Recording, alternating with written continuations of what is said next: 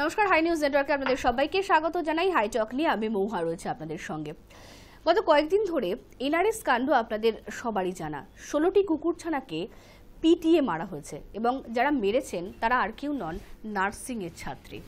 এখন বিচার চাইছেন তারাই, তাদের সহকর্মীরা। তার কারণ তাদের মনে হয়েছে যে এই 5 জনকে অবিলম্বে মুক্তি দিতে হবে। কিন্তু যে 16টি কুকুরকে পিটিয়ে মারা হয়েছে তাদের জন্য বিচার চাইবে কে? চাইছে তাদের জন্য বিচার পশুপ্রেমীরা, আর বিচার চাইছি আমরা। আজকের আমাদের বিষয় বিচার চাই।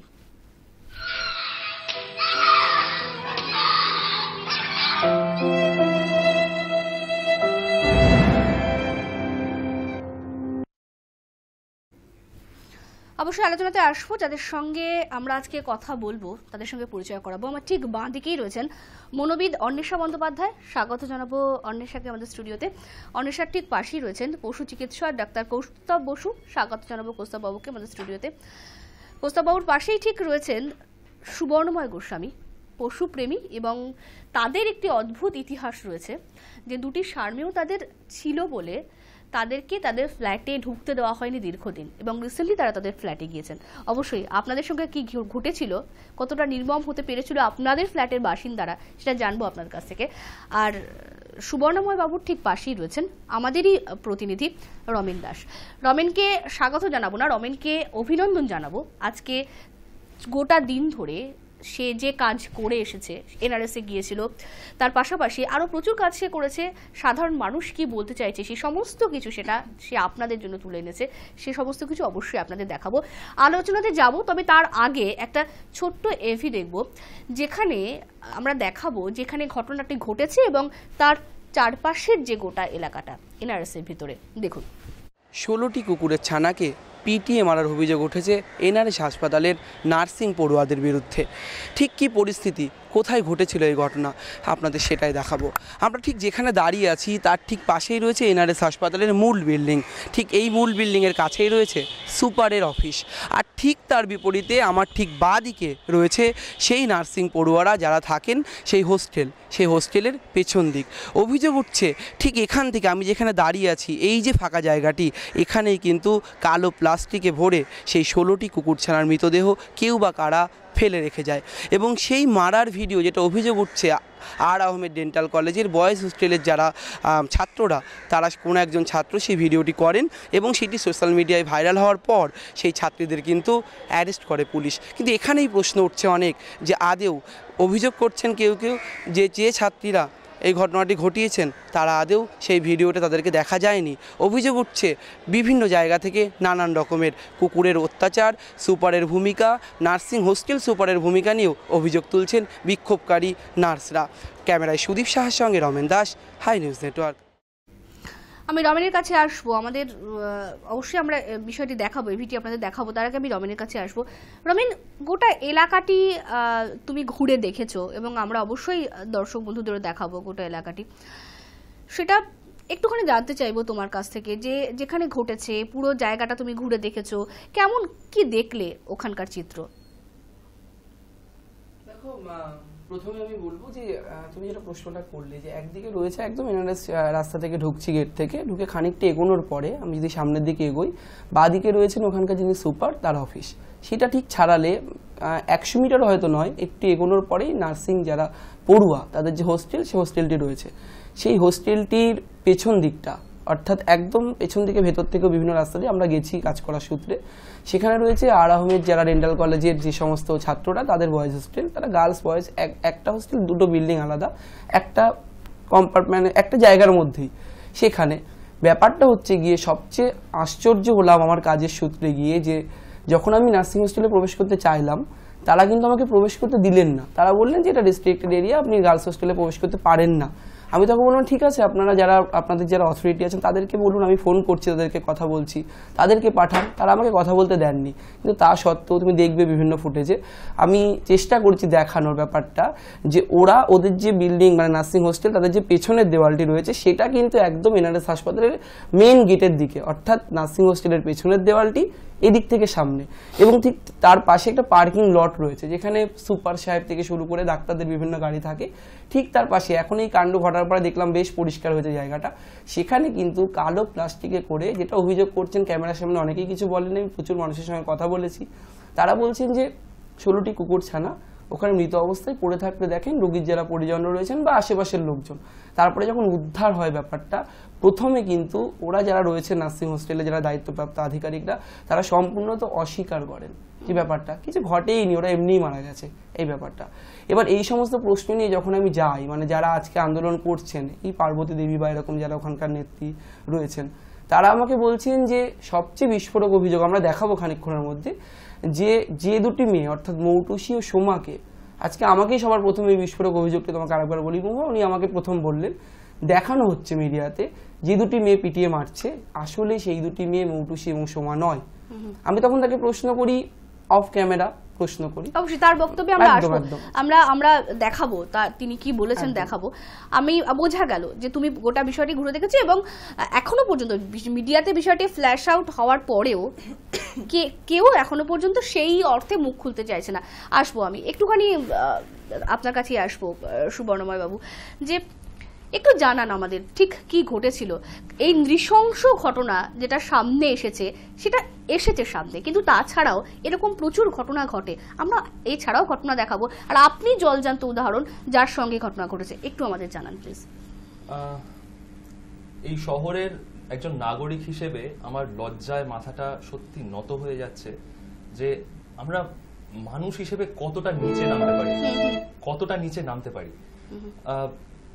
একটা সামান্য কুকুর বা রাস্তার বেড়াল, এদের প্রতি আমরা সেই সহমর্মিতা দেখাতে পারি না যেটা আমরা মানুষ হিসেবে উচিত আমাদের দেখানো। আমার বাড়িতে যে ঘটনাটা ঘটে বা আমার সাথে যে ঘটনাটি ঘটে সেটা ততোধিক লজ্জাজনক, নক্কারজনক। আমি গত মার্চ মাসে 2018 আমি একটি ফ্ল্যাট কিনে টালিগঞ্জ সোদপুর পার্ক বা সোদপুর বাজার এলাকাতে একটি ফ্ল্যাট কিনে যাই, আমি, আমার স্ত্রী এবং আমার 2 সারমেয় পুত্র এবং কন্যা।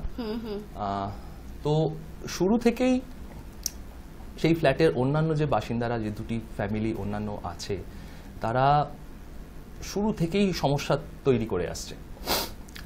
প্রথমত ওরা এটা বলল যে সিঁড়ি দিয়ে ওইভাবে মানে নিয়ে কুকুর নিয়ে নামা যাবে না। আচ্ছা, যারা এই ধরনের আপনাদের সঙ্গে ব্যবহার করেছেন তাদের নাম কি? হ্যাঁ, তারা প্রথম হলেন রাহুল দে, তারপরে মুকুল বা দীপঙ্কর দে, শিপ্রা দে, মৌ দে এবং তনুশ্রী ঘোষ। তো বেসিক্যালি এরাই আর কি। এবার তনুশ্রী ঘোষের হাজব্যান্ডও আছে আশিস ঘোষ, কিন্তু যে ঘটনাটা নিয়ে এত কিছু হয়েছে সেদিনকে আশিস ঘোষ ছিলেন না কলকাতায়, সুতরাং তার কথাটা আমি বাদ দিচ্ছি আপাতত। কিন্তু যে ঘটনাটা ঘটে, সেই ঝামেলা শুরু করে আমাদের সিঁড়ি দিয়ে নামা, তারপরে কুকুর নাকি ভয় দেখায় কারুর, মানে তেড়ে যায়, এরকম মানে অদ্ভুত যেগুলো ঘটেইনি সেই সমস্ত ঘটনা। আসলে বেসিক্যালি এই মানুষগুলো কুকুর পছন্দই করে না, কোনোভাবেই পছন্দ করে না। সুতরাং যেমনভাবে হোক তাদের একটা উদ্দেশ্য ছিল যে আমাদের ফ্ল্যাট থেকে বার করে দিয়ে যত মানে হয়তো কোনো একটা ষড়যন্ত্র করে আমাদের ফ্ল্যাটটা যদি আরো বেশি দামে বা অন্য কাউকে, ওদের পছন্দের লোক কাউকে বেচতে পারে, সেরকম একটা ষড়যন্ত্র বোধহয় কিছু পেছনে চলছে, আমরা আন্দাজ করতে পেরেছিলাম। যাই হোক, পরে আরো একটা অভিযোগ তারা তোলে যে আমরা যেহেতু টপ ফ্লোরে থাকি, 2nd ফ্লোরে, আমরা নাকি কুকুর ছেড়ে রাখি, তাই জন্য কেউ ছাদে যেতে পারে না, ছাদটা আমরা কুকুর ছেড়ে দখল করে নিয়েছি, যেটা সর্বৈব মিথ্যা। আমরা সবাই টাকা দিয়ে ফ্ল্যাট কিনেছি, আমরা সবাই জানি, আমরা সবাই সমান সত্ত্বভোগী এখানকার, সুতরাং সবাই এখানে ইউজ করবে, আমরা কেন সেটাকে আগলে রাখবো? আমরা শান্তিপ্রিয় মানুষ, যদি কুকুরকে ভালোবাসতে পারি তাহলে মানুষকে ভালোবাসতে পারবো না? তো সবাইকে নিয়ে চলতে চাই, কিন্তু তারা এইভাবে, যদিও আমরা ঘরের মধ্যে আটকে রাখি আমাদের কুকুরদের, জানি অন্যের অসুবিধে হয় বা কিন্তু তবু তারা কিছুতেই মানতে চায় না যে আমরা সেগুলোকে মেনে চলছি বা আমরা সেগুলোকে করছি। তারপরে কিছু না পেয়ে ওরা লোমের প্রসঙ্গ তোলে, লোম পড়ে থাকে।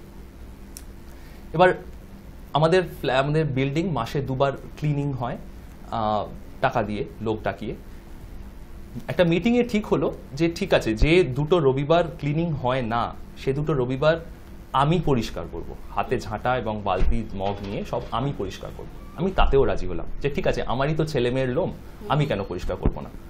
আমি তাতেও করলাম। তারপরেও এরা প্রথমে কি করলো, প্রথমে ওরা স্থানীয় কাউন্সিলরকে জানালো যে কুকুর এদের মানে সব ভুলভাল অ্যালিগেশন দিয়ে আমাদের স্থানীয় কাউন্সিলরের কাছে গেল। কাউন্সিলর সেভাবে কিছু ওদের পাত্তা দিল না বা কিছু সেভাবে এন্টারটেইন করলো না। তারপরে ওরা গেল থানাতে, হরিদেবপুর থানাতে। হরিদেবপুর থানাতে আমাদের বিরুদ্ধে অভিযোগ দায়ের করলো। তো তখন আমরাও থানাতে গেলাম। আমরাও থানাতে গিয়ে তখন যেটা থানা থেকেও বললো যে দেখুন এভাবে কেউ কুকুর পছন্দ করে, কেউ করে না, সেখানে থানার কিছু করার থাকতে পারে না। সেই দেখে ওরা চলে এলো। তারপরে ওরা সেখানেও কিছু করতে না পেরে ওরা তারপরে কর্পোরেশনে জানালো। কর্পোরেশন থেকে লোক এলো, স্বাস্থ্য দপ্তর থেকে, ওখান থেকে লোক এলো। লোক এসে তারপর আমাদের বললো, এইখানে একটা কথা বলে রাখি, তখন আমাদের উনি বলে গেলেন যে আপনি কুকুর পুষুন, কোনো সমস্যা নেই, দেখবেন কারোর অসুবিধা যেন না হয় এবং বৈধ কাগজপত্র নিয়ে আপনি কুকুর পুষুন। এর বাইরে আর কিছু কিন্তু ওরা মানে বলার নেই। হ্যাঁ, তো এবার আমি আমার কুকুরের লাইসেন্স আমি করিয়ে নিয়েছি কর্পোরেশন থেকে, বৈধ কাগজপত্র রয়েছে এবং আমার ভ্যাকসিনেশন সমস্ত কিছু ডান কুকুরদের।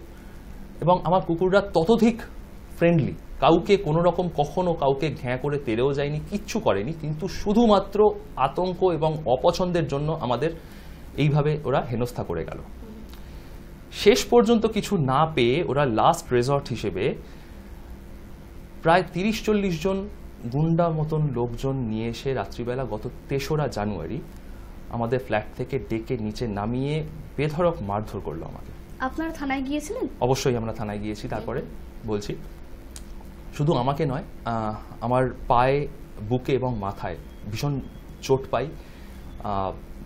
আমি যেহেতু আগে থেকে থানায় জানিয়ে রেখেছিলাম, আমরা সেই আশঙ্কা করে আমি আগে থানাকে ফোন করেছিলাম। তো থানা থেকে মাত্র 2 জন কনস্টেবল পাঠালো বাইকে করে। তারা ডেফিনেটলি 30-40 জনের মবকে ওরা সামলাতে পারেনি। আমি ওদের সামনেই মার খেয়েছি, যদিও পরের দিকে ওনারাই আমাদের রেস্কিউ করে আবার ঘরের ভেতর ঢুকিয়ে দিয়েছেন, কিন্তু ততক্ষণে যা হওয়ার হয়ে গেছে। এর মধ্যে আমার স্ত্রীকেও মানে জঘন্যভাবে ওরা শ্লীলতাহানি বলতে হবে সেটাকে। আমাকে যখন মারছে ওরা বাঁশের লাঠি দিয়ে দিয়ে, তখন আমি একজনকে বলতে, ওই রাহুল দেকেই আমি বলতে শুনলাম যে মেরে ফেল, এটাকে মেরে ফেল, এটাকে এখানে রাখা যাবে না। তারপরে এটাও বলতে শুনলাম যে ওই আমার স্ত্রীর নামে বলছে, ওটাকে সাইডে নিয়ে যা, রেপ করে দে।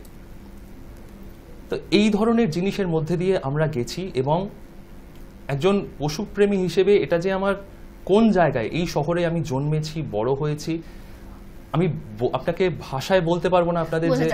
বোঝা যাচ্ছে সুবর্ণময় বাবু, একদম মানে খুব ভালো মতন বোঝা যাচ্ছে। জানি না যাদের সম্পর্কে বলা হচ্ছে, সুবর্ণময় বাবু যাদের সম্পর্কে বলছেন, তারা কুকুরের থেকে হিংস্র কিনা জানি না। তার কারণ কুকুর হিংস্র হলে, খুব বেশি হলে কামড়ে দিত, টিকা পড়তো, কিন্তু এভাবে জেনে শুনে বুঝে একজন মানুষকে, মানে তার ফ্ল্যাটে যে থাকে তাকে এইভাবে মারধর করা, হ্যারাস করা, কে বেশি হিংস্র সেটা বোধহয় বিবেচনা করে দেখতে হবে, বিচার করার জায়গায় এসেছে। আমি একটা ছোট্ট, এই যে আপনি বলছেন সন্তানের মতো, আমি একটা ছোট্ট ঘটনা বলবো, একদমই অল্প করে বলবো। এটা হচ্ছে আমাদের অফিসে একজন রয়েছেন, যিনি আরও একজন রয়েছেন যার বাড়িতেও সারমেয় রয়েছে, ডিজিটালে যিনি দেখছেন, রিতম দা। তো কিছুদিন আগে তার সঙ্গে কথা হচ্ছে, তিনি আমাকে বললেন যে আমার মেয়ে রয়েছে, সে সকালবেলা, আমি রাত্রিবেলা ঘুম হয় না, সকালবেলা ঘুম ভেঙে যায়, কারণ মুখে তার আলো পড়ে, তো আলো পড়ে বলে পর্দাটা আবার যখন ঢেকে দিই তারপর সে আবার ঘুমিয়ে পড়ে। সকালবেলা তার টয়লেট পায়, টয়লেট করি, আবার তাকে ঘুমিয়ে পড়ি। বেশ, এই কথাটা হয়েছে তার সঙ্গে আমার 4-5 মাস আগে। আমি রিসেন্টলি জানতে পেরেছি, সে বলে আমার মেয়ে, আমি রিসেন্টলি জানতে পেরেছি যে সে তার মেয়ে নয়, তার সারমেয়। মানে কোথাও একটা তার বলা এবং আমার বোঝার মধ্যে আমি কোথাও বুঝতে পারিনি যে সেটা তার সারমেয়, তার নিজের মেয়ে নয়। মানে আমাকে যখন সবাই বলছে যে না তার মেয়ে নেই, আমি বিশ্বাস করতে পারছি না যে তার মেয়ে নেই, আমার মনে হচ্ছে সেটা তার মেয়ে। একদমই তাই। এবং মানে তার সঙ্গে কথা বলেও আমি বুঝতে পারছিলাম না, সে তখনও মানছে, বলছে না সেটা আমার মেয়ে, আমি কেন অন্য কিছু বলতে যাব, মানতেই পারছিলাম না। সেই জায়গা আর এইভাবে অত্যাচার, মানে দুটো কোথাও একটা যেন কিছু কোনোভাবে মেলানো যায় না। আমি আসবো, আমি অনিশার কাছে আসবো, তার আগে আমি একটুখানি কৌস্তববাবুর কাছে আসবো। কৌস্তববাবু, 16টি কুকুর ছানাকে মারা হয়েছে, এই নৃশংসভাবে মারা হয়েছে, তাদের পোস্টমর্টম রিপোর্টটা আপনি দেখে জানেন? হ্যাঁ, অ্যাকচুয়ালি পোস্টমর্টম রিপোর্ট যেটা এসছে তাতে পরিষ্কার বলা হয়েছে যে জিনিসটা পয়জনিং নয়, জিনিসটাকে পিটিয়েই মারা হয়েছে। এবং পোস্টমর্টেমের ক্ষেত্রে যে সাইনগুলো দেখলে বোঝা যায় যে এটাকে পিটিয়ে মারা হয়েছে, তার মধ্যে প্রথম ছিল মাথা ফাটিয়ে দেওয়া, মানে স্কালটা টোটাল ফেটে গেছে। মানে বুঝতেই পাচ্ছেন যে কতটা জোরে মারলে আমাদের মাথার স্কাল ফেটে যেতে পারে। আমাদের মাথার স্কালেও যেমন একটা হার্ড বনি স্ট্রাকচার দিয়ে আমাদের ব্রেনকে প্রোটেক্ট করা হয়, সেই রকম ওদেরও তো একই স্ট্রাকচার। মানে আমরা কথা বলতে পারি, আমাদের সেন্স অফ হিউমার আছে, ওদের সেটুকু নেই, এইটুকু যে ডিফারেন্স। বাকি সমস্ত অর্গানের দিক থেকে দেখতে গেলে ওরা প্রায় আমাদের সঙ্গে সমান। তো ওইটুকু বাচ্চাদের স্কাল মেরে ফাটিয়ে দেওয়া হয়েছে। এবং আর যে রিপোর্টসে পাওয়া গেছে সেগুলো হচ্ছে আপনার চেস্টে যে রিব কেজ, তার উপরে যথেষ্ট আঘাতের চিহ্ন আছে এবং ফেটেও গেছে কাউর কাউর ক্ষেত্রে, সেই রিব কেজের রিব বোনগুলো ফেটেছে। তারপরে আরেকটা যেটা খুব বাজে রকম রিপোর্টে দেখেছি আমি, সেটা হচ্ছে লিভার ফেটে গেছে কিছু ক্ষেত্রে। মানে কত জোরে এবং কতটা নৃশংসভাবে মারতে পারলে, মানে সব থেকে আশ্চর্যের বিষয় যেটা আমার লেগেছে পুরো রিপোর্টে, যে হ্যাঁ অবভিয়াসলি পিটিয়ে মারা হয়েছে, ঠিক আছে, তার যা সাইন থাকার কথা তাই পাওয়া গেছে, কিন্তু সব থেকে আশ্চর্যের বিষয় আমার যেটা মনে হয়েছে যে এত ছোট বাচ্চাদেরকে কি করে কেউ এত বাজেভাবে মারতে পারে। এবং একটা দুটো নয়, 16টা, একটা দুটো নয়, একজন দুজনকে মেরেছে বা অ্যাক্সিডেন্টালি কেউ হয়তো রাগের বশে মেরে ফেললো, তাও একটা ভাবা যায়, কিন্তু টানা 16টা বাচ্চাকে। এবং লিভার ফেটে গেছে আপনি বলছেন, কতটা কষ্ট, মানে কি নিদারুণ কষ্ট তারা সহ্য করতে পারে, একজন চিকিৎসক হিসেবে কি বলবেন? যথেষ্ট, মানে আপনি বুঝতেই পারছেন, একজনের মাথা ফাটানো হয়েছে, তার রিব কেজ ভেঙে গেছে এবং তারপরেও তাকে মারা হচ্ছে, তার লিভারের ওপর অতটা প্রেসার পড়ছে, মানে তার ভেতর থেকে মানে কিছু জায়গায় গিয়ে তো মনে হচ্ছে তার প্রাণটা বেরিয়েও বেরোচ্ছে না, এরকম একটা সিচুয়েশন ক্রিয়েটেড হচ্ছে। এবং সেখানে তারা যথেষ্ট কষ্ট পেয়েই মারা গেছে, এটা তো বলার অপেক্ষাই রাখে না। একদমই একদমই। অন্বেষার কাছে আসবো একটা এমন প্রশ্ন নিয়ে, এই আমি যার জন্য আগে কৌস্তববাবুর কাছে আসলাম, যে অভিযোগ করেছে যে দুজন যাদের বিরুদ্ধে মেইন অভিযোগ রয়েছে, মৌসুমী এবং সোমা, যে তাদের ভয় হয়েছিল যে কুকুর ছানাগুলো তাদের পা জড়িয়ে ধরতো এবং তাদের ভয় হয়েছিল যদি তাদের কামড়ায় সেই ভয় থেকে 16টি কুকুরছানাকে, তার আরও নৃশংস বিষয়, তার মাকে সামনে বেঁধে রেখে কুকুরছানাগুলোকে এইভাবে পিটিয়ে মারা হয়েছে, পরে তাকেও মারা হয়েছে। কোন মানসিক জায়গা থেকে এটা করা সম্ভব? তারা কিছুদিন পরে নার্স হবে, মানে মানুষের সেবায় তারা নিয়োজিত হবে, সম্ভব? মানুষেরও তো প্রাণ আছে, প্রাণী, সুতরাং তারপরে এতগুলো প্রাণকে এইভাবে শেষ করে দেওয়া কোন জায়গা থেকে একটুখানি যদি বলেন, মানুষের কোন জায়গা থেকে? বিষয়টা যেটা হচ্ছে যে আমি প্রথমেই বলি যে আমার বাড়িতেও 5খানা বেড়াল আছে, আমি ভীষণ পশুপ্রেমী, মানে পাড়ার কুকুরকে খাওয়াই, ছোটবেলা থেকে কুকুর বেড়াল নিয়ে আমি বড় হয়েছি। আমিও কিন্তু উনি যেটা বলছিলেন, শারমিও নিজের মেয়ে, বা আমিও ওভাবেই ইন্ট্রোডিউস করি সবাইকে, ভীষণ ভালোবাসি। এটা না একটা এনভায়রনমেন্ট আমাকে তৈরি করেছে, ছোটবেলা থেকে এদের সাথে বড় হয়েছে, তো আমার কখনোই মনে হয়নি যে আমার ভাই বোন এই কুকুর বা এই বেড়ালটা আমার ভাই বোন নয়, ওইভাবেই ভেবেছি। একটুখানি আপনাকে একটুখানি বিরত করব, যারা মেরেছে তাদের বাড়িতেও কিন্তু বেড়াল এবং কুকুর রয়েছে, ফলে তাদের পরিবারের কেউ ভাবতে পারছে না যে তারা এই কাজটা করতে পারে। এবার আমি এটাই বলছি যে এটা একটা হয়েছে, এটা একটা বন্ডিং তৈরি করে কুকুর বেড়ালের ভালোবাসা আসার প্রতি। এছাড়াও কিছু মানসিক রোগ আছে, সেটা হলে অনেক সময় কিন্তু এই ধরনের সমস্যা দেখা যায়। ছোটবেলাতে হয়তো অনেক সময় দেখবেন যে কিছু কিছু বাচ্চার বাবা মা তাদের সেপারেশন হয়, অনেক সময় ডিভোর্সের একটা সমস্যা চলে, অনেক বাবা মা তাদের বাচ্চাকে খুব সাংঘাতিকভাবে মারে, বা বাবা মাকে মারছে, সেটা উইটনেস হচ্ছে, এটা সে ক্রমাগত দেখছে ছোটবেলায় একটা ছোট বাচ্চাটা কনস্ট্যান্টলি দেখছে, তার এই ভয়টা হয়, তার এই অ্যাগ্রেশনটা হয়, সেটা কোথায় গিয়ে পড়ছে? এই কুকুর বিড়ালগুলোর উপর পড়ছে। দেখবেন ছোট অনেক বাচ্চা তারা কিন্তু কনস্ট্যান্টলি কুকুরকে মারছে, ধরছে, লেজ কেটে দিচ্ছে, অনেক সময় পটাকা বেঁধে দেয় দিওয়ালির আগেটাকে। এই যে কনস্ট্যান্টলি ওদেরকে অ্যাবিউজ করা, অ্যানিমাল অ্যাবিউজ করা ছোটবেলা থেকে কিন্তু এদের মধ্যে তৈরি হয়, সেটা কিন্তু মূলত মানসিক রোগ থেকেই হচ্ছে। Conduct disorder, separation anxiety disorder, এরকম প্রচুর ডিসঅর্ডার রয়েছে। পরবর্তীকালে কি সেটা অ্যান্টি সোশ্যাল ডিসঅর্ডার হচ্ছে, পার্সোনাল ডিসঅর্ডারে পরিণত হচ্ছে। তখন এই ব্যাপারগুলো কিন্তু ওদের মধ্যে জিন বা এনভায়রনমেন্ট থেকেই এই ধরনের সমস্যা তৈরি হচ্ছে। আমি দেখাবো দর্শক বন্ধুদের 2-2.5 বছর আগের একটা ঘটনা চেন্নাইতে ঘটেছিল, এবং সেই ঘটনা ঘটার পর যিনি সেই কুকুরটিকে বাঁচিয়েছিলেন, শ্রাবণ কৃষ্ণন, তিনি একটা স্টেটমেন্ট দিয়েছেন এই ঘটনা শোনার পর, যে বিজ্ঞানসম্মতভাবে পরীক্ষা চলছে, আমি তোমার কাছে বিষয়টা নিয়ে আসবো বিরতির পর, বিজ্ঞানসম্মতভাবে পরীক্ষা চলছে যে যারা পশুদের এইভাবে মারতে পারে তারা ভবিষ্যতে মানুষ খুনও করতে পারে। সে যে যারা ভিডিওতে যাদের দেখা যাচ্ছে, অর্থাৎ মৌসুমী এবং সোমা, তাদের চিহ্নিত করা গিয়েছে, তাদের বিরুদ্ধে অভিযোগ দায়ের করা হয়েছে, আজকে টিআই প্যারেড হয়েছে, তবু তারা যে দোষটা করেছে সেটা মানতেই নারাজ নার্সদের একাংশ। কি বলছেন তাদের মধ্যে একজন, আপনাদের দেখাবো। কর্মচারী এবং স্টুডেন্টরা জানায় যে বারবার জানানো সত্ত্বেও, ডেপুটেশন দেওয়া সত্ত্বেও আমরা এই কুকুরের অত্যাচার থেকে রেহাই পাচ্ছিলাম না।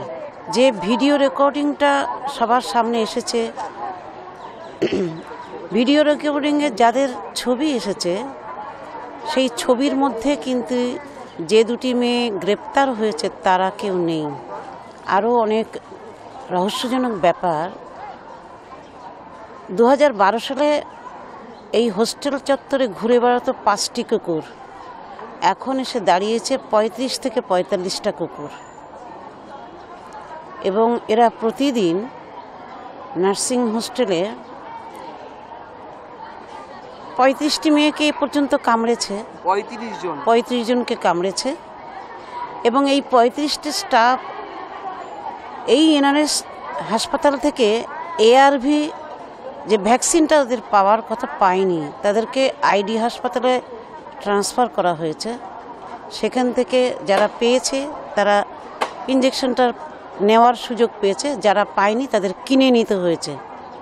8 থেকে 10 মাস বা তারও বেশি আগে 3 তলায় উঠে কুকুর যখন তাড়া করে, তখন একজন ইন্টার্ন ট্রেনি মেয়ে আতঙ্কিত হয়ে 3 তলা থেকে ঝাঁপ দিয়ে নিচে পড়ে এবং তার হেড ইনজুরি হয়। এবং নার্সিং সুপার বলেছিলেন যে তোমরা এটা কিন্তু কোনো রেকর্ড চাইলে আমরা দিতে পারবো না। উনি বলেছিলেন যে বিষ দিয়ে মেরে দাও, স্টুডেন্টদের বলেছিলেন। কে বলছেন এরকম কথা? কে বলছেন? নার্সিং সুপার বলছেন বিষ দিয়ে কুকুর মেরে দাও। কিন্তু ছোট ছোট মেয়ে যারা বাস্তব অভিজ্ঞতা নেই, তারা কি বুঝবে নার্সিং সুপার যেটা বলছেন সেটা ঠিক কি বেঠিক? তো তারই বশবর্তী হয়ে তারা কিন্তু ক্ষিপ্ত হয়ে কুকুর তাড়া করেছিল। কয়েকটি অভিযোগ কিন্তু উঠে এলো তার কথার সূত্র ধরেই। তিনি প্রথম যে বিস্ফোরকভাবে আমাদের সামনে দাবি করলেন যে ভিডিওটি সোশ্যাল মিডিয়ায় ভাইরাল হয়েছে, সেখানে যে দুটি মেয়েকে দেখা যাচ্ছে সেই দুটি মেয়ে আসলে ওই ভিডিওতে যারা গ্রেপ্তার হয়েছে তারা কিন্তু ওই মেয়ে দুটি নয়। আর একটা অভিযোগ তিনি করলেন যে নার্সিং হোস্টেলের যিনি সুপার বা যে কর্তৃপক্ষ তাদেরকে বারবার দাবি করা সত্ত্বেও গত ডিসেম্বর মাসের 20 তারিখ তারা ডেপুটেশন জমা দিয়েছিলেন, তা সত্ত্বেও কোনো ব্যবস্থা নেয়নি কর্তৃপক্ষ। কিন্তু এখন দেখার বিষয় সঠিক তদন্ত কিভাবে হয়, আসল ঘটনার বিচার হওয়া নেই। ক্যামেরায় সুদীপ সাহার সঙ্গে Ramen Das, high news network. অবশ্যই কুকুর দীর্ঘদিন ধরে বিরক্ত করছে তাদের, সেটা মানা যায়, কিন্তু নার্সিং সুপার বিষ দিয়ে তাদের মেরে দিতে বলেছেন। তাহলে যারা রয়েছে এনআরএস এর ভেতরে, যারা নার্সিং এর পড়াশোনা করছে, যারা কাজ করছে, তারা কি আখেরে এই যে 16টি কুকুরকে পিটিয়ে মারা হচ্ছে তার সমর্থন করছে? আমি রমেনের কাছে আসবো। রমেন, তুমি তো কথা বলেছো, অনেকের সঙ্গে কথা বলেছো, কি মনে হয়েছে তোমার? তাহলে কি বাকি যারা রয়েছে তারা সমর্থন করেছে? তাহলে ডেন্টাল কলেজের যে ছাত্রটি ভিডিও করলো এবং প্রকাশ্যে আনলো তাকে সাধুবাদ জানাবো অন ক্যামেরা, তাহলে সেই জায়গাটা কোথা থেকে আসলো? তাহলে কি সমর্থন করছে ওখানে বেশিরভাগ যারা রয়েছে তারা? কি বলবে? একেবারে প্রথম যদি নার্সিং স্টুডেন্ট যারা, তাদেরকে দিয়ে শুরু করি। তাদের একটা বিরাট অংশ, যদি আমি বলি 99% প্রত্যেকেই প্রথমত মানতেই চাইছে না যে এটা একটা অপরাধ হয়েছে। 16টি কুকুরকে মেরে ফেলেছে, হতেই পারে, কারণ তাদেরকে কামড়েছে, 35 জনকে কামড়েছে, তাদের অত্যন্ত অসুবিধার মধ্যে থাকতে হয়, রোগীদের সঙ্গে এক বেডে কুকুররা থাকে, তাদের কাজ করতে অসুবিধা হয়, মেরেছি, অনেকটা কোট আনকোট বেশ করেছি। আমার সত্তা থেকে আমি যেটা বুঝলাম। ঠিক তারপরে উনি যে অভিযোগগুলো করলেন, পার্বতী দেবী, ইনি আমাদেরকে নাম বলেছিলেন, তার ওই অভিযোগগুলিকে নিয়ে আমি চলে যাই ডেন্টাল কলেজের হোস্টেলে। সেখানে গিয়ে সিকিউরিটিকে বলি, অথরিটির সঙ্গে কথা বলতে চাই। তারা আমাকে কোনোভাবেই, অনেক রিকোয়েস্ট করে, না আসবেন না, তারা আমাকে প্রবেশ করতে দেন ঠিকই, কথা বলতে দেন না। ঠিক তারপরে আমি চলে যাই একদম ডেন্টাল হাসপাতালে। সেখানে যিনি কর্তৃপক্ষ রয়েছেন, আমাকে বলা হয় ডক্টর রাজু বলে একজন রয়েছেন, তিনি কথা বলবেন, বিষয়টা তিনি দেখবেন। সিকিউরিটির তরফ থেকে জানানো হয়, আমি তার খোঁজ করি।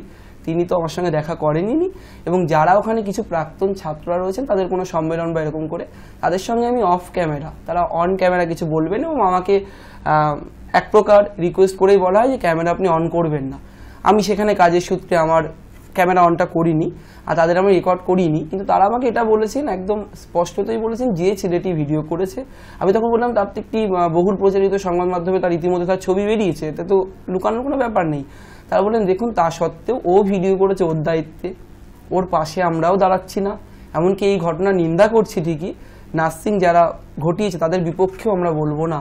অর্থাৎ আমরা এখানে একটা ব্যালেন্স নিয়ে চলছি, আমরা কারোর পক্ষে দাঁড়াচ্ছি না। আমি তখন বললাম প্রত্যেকেই তো যে ছেলেটি ভিডিও করেছে তাকে সাধুবাদ জানাচ্ছে ছেলেটির পক্ষে, বলে সেসব হতেই পারে, ওর দায়িত্বে ভিডিও করেছে, ও আপলোড করেছে ওর পার্সোনাল জায়গায়, সেটা নিয়ে আমরা কিছু বলবো না। অর্থাৎ ডেন্টাল কলেজ কর্তৃপক্ষ ঠিক এখনো কিছু বলেননি, প্রাক্তন ছাত্ররা তাদের দিক থেকে যে রিয়াকশন আমরা পাচ্ছি তাতে কিন্তু পরিষ্কার যে ছেলেটির পক্ষেও তারা দাঁড়াচ্ছেন না, এটার বিপক্ষেও তারা বলছেন না। তারা সবচেয়ে বেশি চিন্তিত এনআরএস এর যে ভাবমূর্তি সেটা কালেমালিপ্ত হচ্ছে।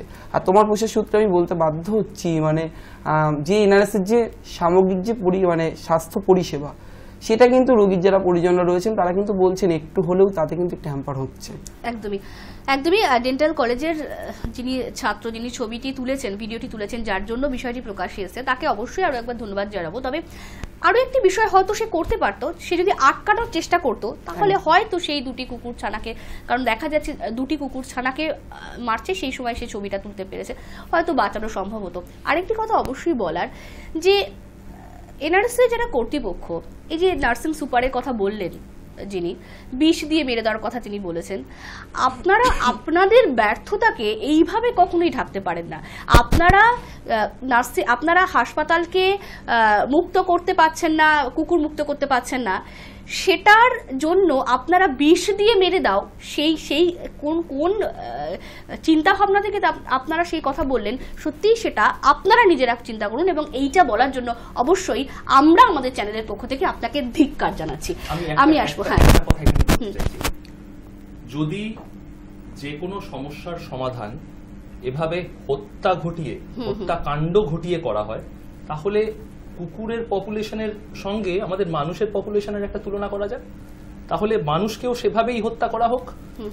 তাহলে সেইভাবে বলতে গেলে আমাদের ওসামা বিন লাদেনও ভালো কাজ করেছেন, আমাদের হিটলারও ভালো কাজ করে গিয়েছেন, মানে এভাবে যত গণহত্যা হয়েছে সবই তাহলে ভালোই হয়েছে ওনার কথা অনুযায়ী। আর একটা কথা আমি আপনাকে বলছি যে উনি বললেন যে 3 তলা থেকে লাফ দিয়ে পড়ে গিয়েছে এবং তার হেড ইনজুরি হয়েছে, মানে উনি কি স্পাইডারম্যান ছিলেন? শুধু তাই নয়, সেই অভিযোগ কোথায়, অভিযোগ কোথায়, ভর্তি হয়েছে কোথায়, তার প্রুফ কোথায়, কিছুই তো নেই। কিসের উপর বেস করে এই কথাগুলো উঠছে? এগুলো তো সম্পূর্ণ ভিত্তিহীন কথা, ভিত্তিহীন অভিযোগ, যেমনটা আমার ক্ষেত্রে উঠেছে। একটা সুবর্ণময় বাবু, একটা অভিযোগ উঠছে যে হাসপাতালে প্রচুর কুকুর রয়েছে। এই অভিযোগটা আমরা মানতে পারি, কুকুর সেখান থেকে কুকুর মুক্ত করার, সারমেয়দের সরিয়ে নেওয়ার ব্যবস্থা হাসপাতাল কর্তৃপক্ষের করা উচিত ছিল, সেটা তারা করতে না পেরে তারা বিষ দিয়ে মেরে দিতে বলছেন। এইটা কোন অ্যাঙ্গেল থেকে, কোন দিক থেকে তিনি এই হত্যালীলাটা তো তিনি ইন্সপায়ার করেছেন, তিনি তো আলটিমেটলি দোষী, তো তিনি তো বিষয়টাকে ওদেরকে ইন্সপায়ার করেছেন যে হ্যাঁ তোমরা যাও, তোমরা মারো, তোমরা যেভাবে হোক কুকুরগুলোকে শেষ করে দাও, কারণ আমরা ব্যর্থ, আমরা পারছি না কুকুরগুলোকে সরিয়ে দিতে। সঙ্গে ওনারা স্টেরিলাইজেশন করতে পারতেন, একদমই জন্ম নিয়ন্ত্রণ করার ছিল। আমি এখানে এই নির্বীজকরণ নিয়ে আমি কৌস্তব বাবুর কাছে আসবো।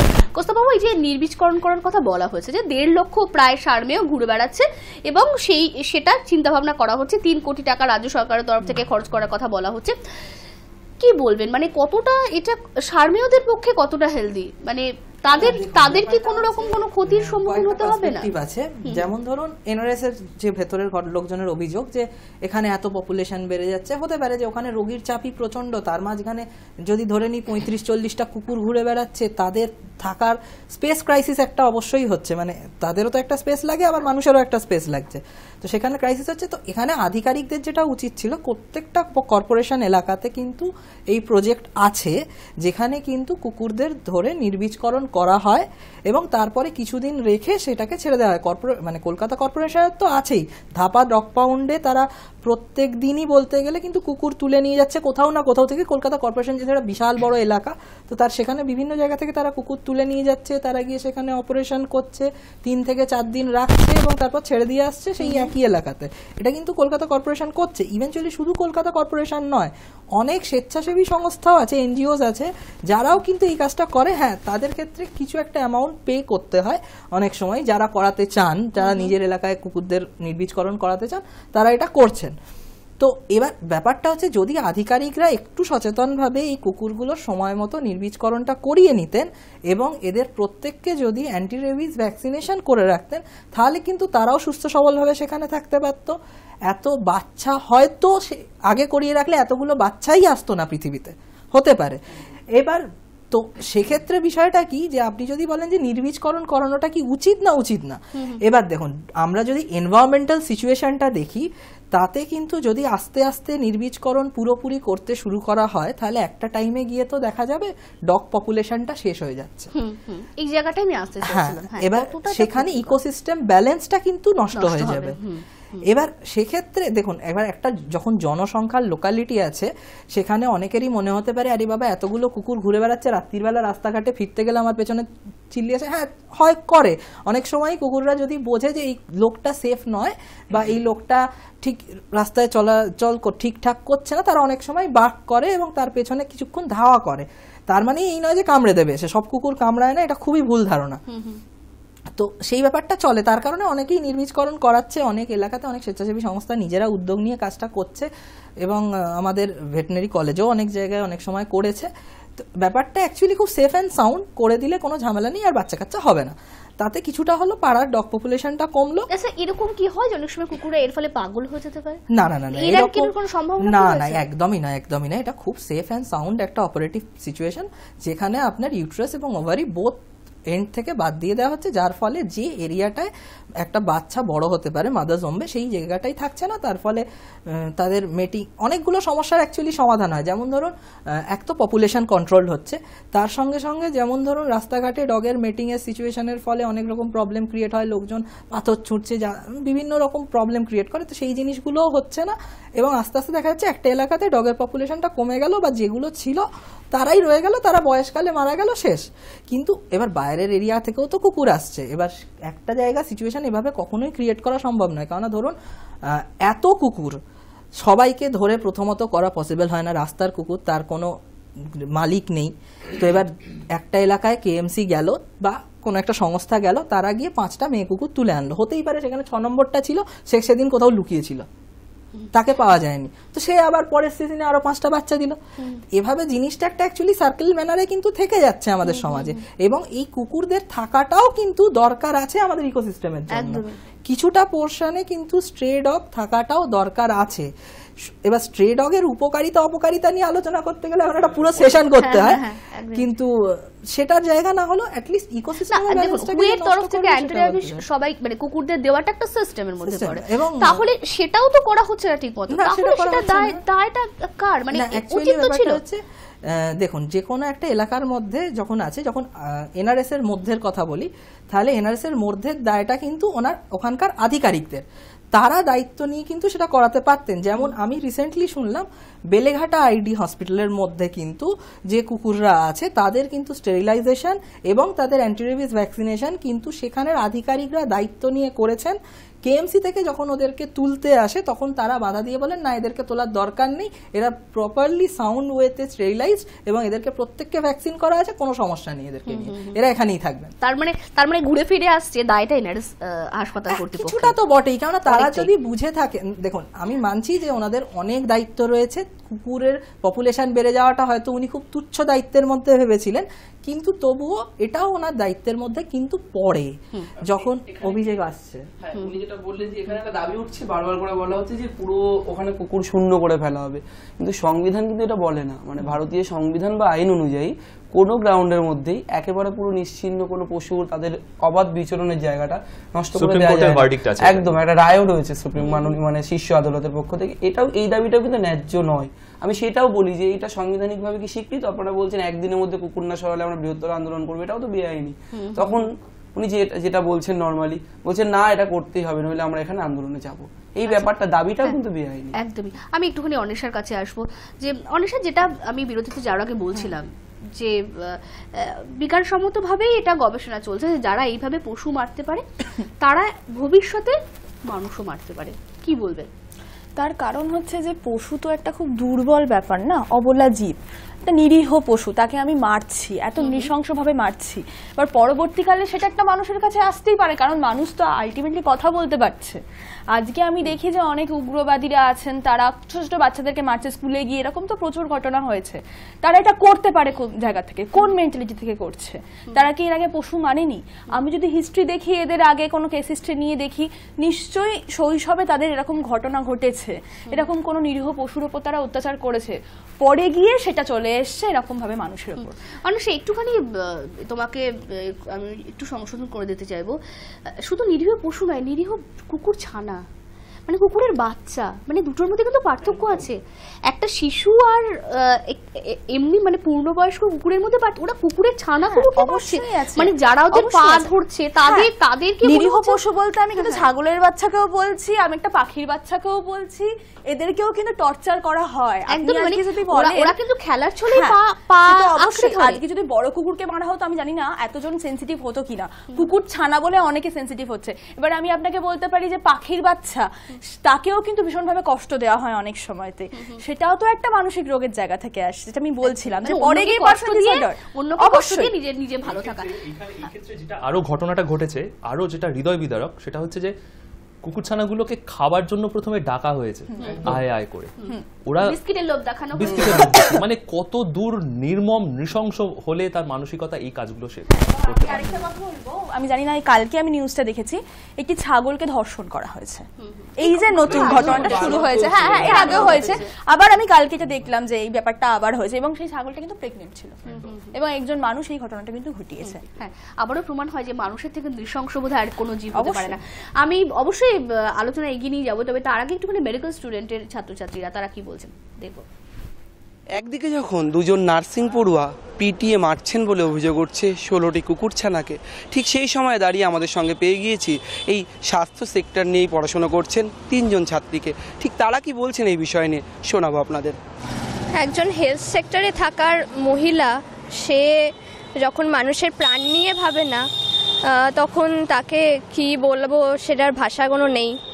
কারণ তারা একজনের প্রাণ বাঁচানোর দিকে না গিয়ে একজন এতগুলো কুকুর তাদের প্রাণ নেওয়া, এটা তো মানে কিছুই বলার নেই। তাদের একটা প্রবলেমের অনেক রকম সলিউশন হয়, তো এটাই নিশ্চয়ই একটা প্রবলেম নয় যে তার সলিউশন একটাই নয়, অনেক রকম সলিউশন তারা নিতে পারতো, কিন্তু তারা নেয়নি। একজন হেলথ কর্মী তার নিজস্ব কোনো হিউম্যানিটি না দেখিয়ে তিনিই প্রাণী হত্যা করছেন, তিনি কিভাবে প্রাণ দান করবেন, এটা তো সম্ভব নয় না কখনো। একজন প্রাণ হত্যাও করছে, আবার প্রাণ দিচ্ছেও, দুটো একসাথে সম্ভব নয়। দুজন নার্সিং পড়ুয়া মর্মান্তিকভাবে হত্যা করছেন বলে অভিযোগ উঠছে 16টি কুকুরছানাকে। ঠিক সেই সময় দাঁড়িয়ে 3 জন ছাত্রী যারা সেই রকমই স্বাস্থ্য সেক্টর নিয়ে পড়াশোনা করছেন, তারা কিন্তু বলছেন একেবারে অন্য কথা। তারা বলছেন যে প্রাণের দান যারা করেন তাদের কিন্তু প্রাণ হত্যা করার অধিকার কেউ দেয়নি। ক্যামেরাম্যান সুদীপ সাহার সঙ্গে Ramen Das, high news network. অবশ্যই আলোচনাতে যাব, তবে তার আগে আরো একটি জিনিস আপনাদের দেখাতে চাইবো, একটি এভি দেখাতে চাইবো। প্রাণ দান যারা করেন তারা কিভাবে প্রাণ নিতে পারেন। নার্সিং পড়ুয়া শুধুই নয়, যারা চিকিৎসা শাস্ত্র নিয়ে পড়াশোনা করছেন, অর্থাৎ যারা ডাক্তারি পড়ছেন, এখন তারা ডাক্তার, 2.5 বছর আগে তারা কি ঘটনা ঘটিয়েছেন দেখুন। কুকুরের উপর মানুষের এই আক্রমণ নতুন কিছু নয়। 2 বছর আগে এমনই এক ঘটনা সাড়া ফেলেছিল গোটা দেশ জুড়ে। এক ব্যক্তি একটি সারমেয়কে 2 হাতে ধরে বহুতল থেকে নিচে ফেলে দিচ্ছেন। নিচে পড়ে যাওয়ার আগের মুহূর্তেও লেজ নাড়ছে সারমেয়টি, এমনকি মাটিতে পড়ে একটি পা নাড়তে পারছিল না সে, তবু লেজটা নাড়ছিল কুকুরটি। কারণ তখনও মানুষের ওপর বজায় ছিল তার আস্থা। তার সঙ্গে কি হতে পারে তা নিয়ে কোনো ধারণা করা সম্ভব নয় সারমেয়টির। তবে সারমেয়টির সঙ্গে কি হতে পারে সে সম্পর্কে নিশ্চিত ছিলেন সেই ব্যক্তি। তবু তার মুখে লেগেছিল চওড়া হাসি। ভিডিওটি ভাইরাল হতেই চাঞ্চল্যের সৃষ্টি হয় গোটা দেশ জুড়ে। বিষয়টিতে হতবাক হয়ে গিয়েছিলেন অনেকেই। সবাইকে আরও অবাক করেছিল 2 ব্যক্তির পেশাগত দিক প্রকাশ পাওয়ায়। সেই সময়ের ডাক্তারি পড়ছিলেন অভিযুক্ত 2 যুবক। সারমেয়টিকে উদ্ধার করেন পশুপ্রেমী শ্রাবণ কৃষ্ণন।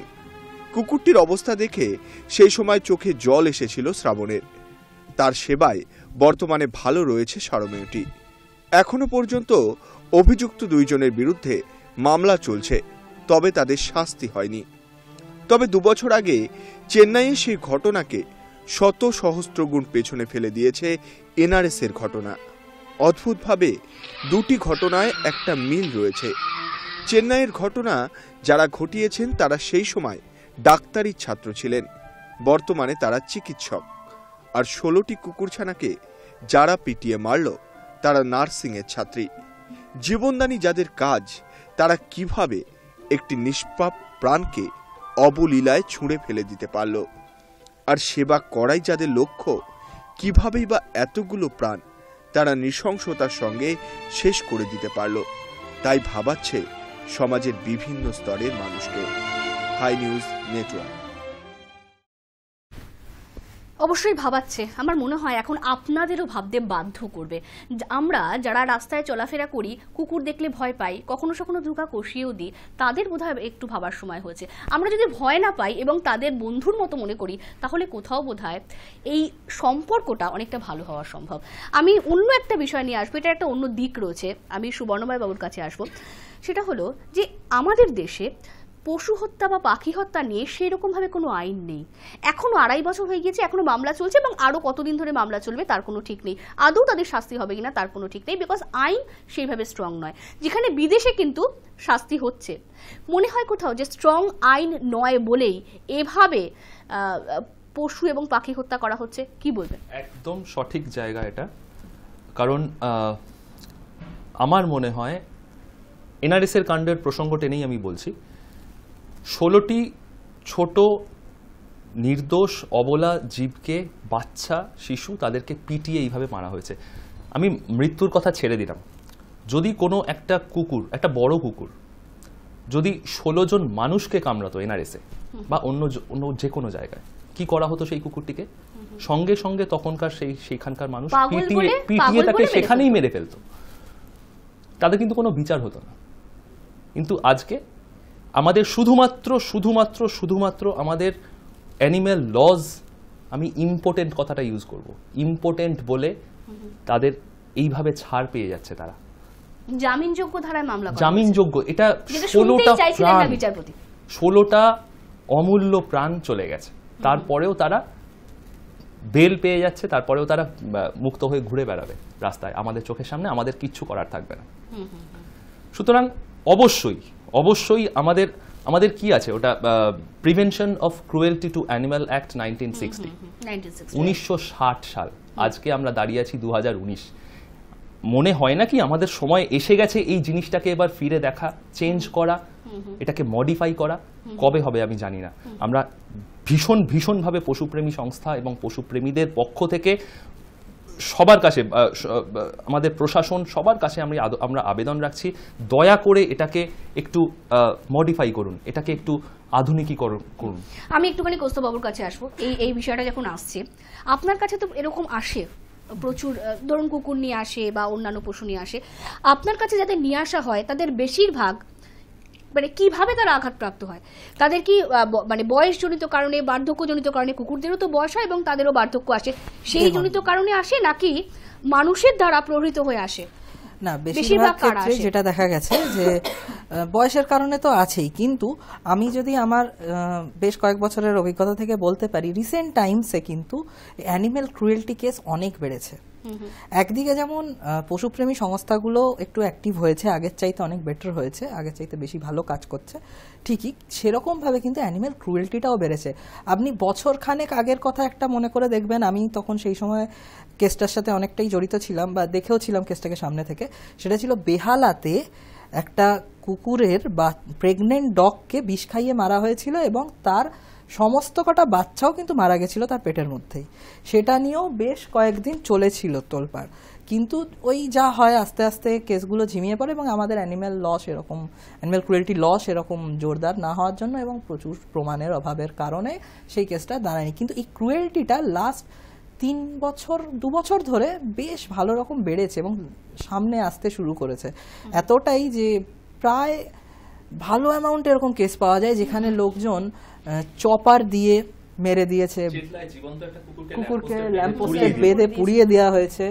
তারপরে গায়ে পিচ আটকে গেছিল, সেরকম কুকুরের সমস্যা হয়েছে। হাওড়াতে একটি হয়েছিল, আপনার ঘটনা মনে থাকবে, কেরোসিন ঢেলে আগুন লাগিয়ে দেওয়া হয়েছিল হাওড়াতে, মাথায় হাতুড়ি মেরে চোখ বেরিয়ে এলো। এইরকম সমস্যা কিন্তু আগের চাইতে অনেক বেশি বেড়েছে। একদমই। আমি সবকিছু নির্যাস অন্বেষার কাছ থেকে আসবো, কারণ মনের চাবিকাঠি তো অন্বেষা বলতে পারবে কিরকম থাকে। বহু ধর্ষণের ঘটনা ঘটে, শাস্তির কথা বলা হয়, আইন আসে, পরিবর্তন হয়, বদলেছে কি? বদলায়নি। পশুদের নিয়ে যদি আইন আরো শক্ত করা হয়, মানুষের মন কি পরিবর্তন হবে পশুদের প্রতি? কি বলবে, সম্ভাবনা কতটা রয়েছে? আমি প্রথমেই যে কথাটা বললাম যে কোনো বাচ্চাকে যদি দেখা যায় যে এরকম ভাবে অ্যাবিউজ করছে, তাহলে অবশ্যই তাকে বোঝানো এবং অবশ্যই তাকে কোনো সাইকোলজিস্ট বা সাইকিয়াট্রিস্ট কনসাল্ট করানো খুব দরকার। যেটা মূল সমস্যা হয়, সকলের একটা খুব ট্যাবু থাকে যে আমি মনোরোগ বিশেষজ্ঞর কাছে যাব না, মনোবিদদের কাছে যাব না, লোকে আমাকে পাগল বলবে। বাচ্চাকে নিয়ে তাদের বাবা মারা যায় না, এটা একটা বড় সমস্যা। সবার আগে নিয়ে যাওয়া দরকার, এবং পশুরাও যে একটা জায়গা, তাদেরকে এটার সাথে না অ্যাকাস্টমড করানো দরকার, এটা আমার ভীষণভাবে মনে হয়। আর আপনি যেটা বলছেন শাস্তির কথা, সেটা তো অবশ্যই, মানে শাস্তির ব্যাপার থাকলে একটা ভয় তো কাজ করেই, কিন্তু বনের জায়গাটা যদি প্রথম থেকে আমি শনাক্ত করতে পারি যে না এই জায়গাটা এই প্রবলেমটা হচ্ছে, তাহলে আমার মনে হয় অনেকটা বেটার হবে। যে আইনটা রয়েছে ক্রুয়েলটি অ্যাক্ট, সেখানে একটা ধারা যদি আমি বলি, সেটা শুনলেই বুঝতে পারবেন যে যতই আমি যাই করি না কেন পশুদের উপরে, আমার যে আইন দিয়ে যেটা বেঁধে দেওয়া হয়েছে আমাকে, তাদের শাস্তি আমার যেটা হবে আমি পরের দিন আবার সেই কাজটা করবো। যেমন 11-এর 1/A ধারাতে বলছে যে beating, kicking, over riding, over driving, overloading, torturing পশুদের, অ্যানিমেলদের প্রতি যদি আমি করি, যাই করি না কেন, সবটাই কিন্তু আমার বেলেবল অফেন্স। অর্থাৎ আমি কিন্তু জামিনযোগ্য, মানে আমি যদি মার্ডারে পড়ে দিই, ভারতীয় দণ্ডবিধি 428 এবং 429 ধারায় বলা হয়েছে যে পশু পাখিদের উপর নির্যাতন বা হত্যা করলে সর্বোচ্চ 2 থেকে 5 বছর পর্যন্ত হাজতবাস হতে পারে, তার বেশি নয়। এত কিছু নেগেটিভিটির মধ্যেও একটা পজিটিভ দিক আমাদের কাছে কিন্তু আছে। আমি একটা ইনফরমেশন হিসেবে সবার কাছে আমি সেটা বলে দিতে চাই আপনাদের প্ল্যাটফর্ম থেকে। সেটা হচ্ছে যে বর্তমানে খুব সম্প্রতি একটা ল বোর্ড কিন্তু ফর্ম করা হয়েছে, একটা ফোরাম ফর্ম করা হয়েছে, যার নাম হচ্ছে লজ ফর পজ। এই ফোরামটাতে আছেন 3 জন আইনজীবী। একজন হচ্ছেন সপ্তদীপা সেন, অ্যাডভোকেট সপ্তদীপা সেন। দ্বিতীয়জন অ্যাডভোকেট শুভঙ্কর সেন, সপ্তদীপা সিংহ রেক্টিফিক। আর তৃতীয়জন হলেন সুমন মণ্ডল। এনারা বিনামূল্যে, এই ফোরামের পক্ষ থেকে বিনামূল্যে যে এই যে কেসগুলো হচ্ছে অ্যানিম্যাল ক্রুয়েলটির, এনারা যাচ্ছেন, এনারা সেই কেসগুলো লড়ছেন। সুতরাং কোনো রকম কোনো সমস্যা হলে যে কোনো কেউ কিন্তু যে কোনো সময় এনাদের কন্ট্যাক্ট করতেই পারেন। অবশ্যই এনারা পাশে দাঁড়াবেন, এই ফোরামের পক্ষ থেকে কিন্তু পাশে দাঁড়ানো হবে। একদমই। আমাদের সময় একদম শেষ। আমি সবাইকে অনেক ধন্যবাদ দেব। আর অবশ্যই মৌটুসি এবং সোমা, তাদের উদ্দেশ্য বলা যে আপনারা জামিন পেয়ে গিয়েছেন, আপনাদের জামিনযোগ্য ধারায় আপনাদের বিরুদ্ধে মামলা করা হয়েছে, কিন্তু আপনারা আমার মনে হয় সব থেকে ভালো জানেন যে আপনারা কি করেছেন। আপনারা যে কাজটা ঠিক করেন এবং অত্যন্ত নৃশংস একটি কাণ্ড ঘটিয়েছেন, সেটা আপনাদের থেকে ভালো কেউ বুঝবে না, সেটা অবশ্যই আপনাদের রিয়েলাইজ করা দরকার। আর তার পাশাপাশি বলবো, আইন আসুক, শক্ত হোক, পশু প্রেমীরা সেটা চাইছেন, আমরা প্রত্যেকেই সেটা চাইছি, তবে তার আগে বোধহয় আমাদেরকে নিজেদেরকে ঠিক করতে হবে। আমরা যদি নিজেরা ঠিক হই এবং সত্যি সত্যি প্রত্যেকেই যদি পশু পাখিদের প্রতি ভালোবাসার মন রাখতে পারি, তাহলে বোধহয় এই ধরনের ঘটনা আমরা এড়াতে পারবো। এই বলে আজকের অনুষ্ঠান শেষ করছি। অন্যান্য খবরের জন্য চোখ রাখুন আই নিউজে, নির্ভীক নিরপেক্ষ।